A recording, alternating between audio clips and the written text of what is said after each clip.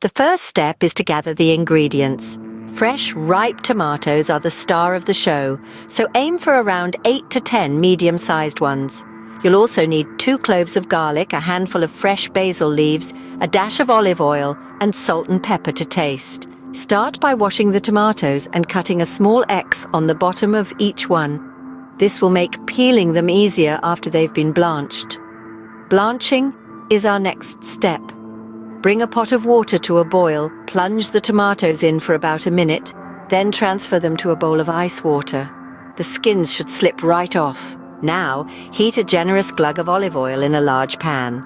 Crush the garlic cloves and add them to the pan, sautéing until they turn golden.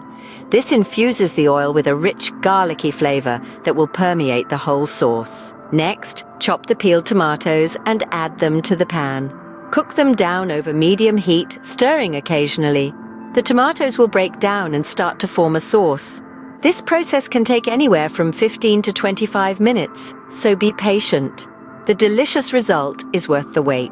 Once the tomatoes have cooked down into a sauce, add the fresh basil.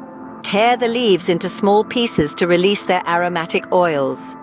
Stir them into the sauce and season with salt and pepper to taste. Let the sauce simmer for a few more minutes to let the flavors meld together, then remove from the heat. And there you have it, a fresh homemade pasta sauce that's far superior to anything you'd find in a jar at the grocery store. Let's quickly recap the steps. Start by blanching and peeling the tomatoes.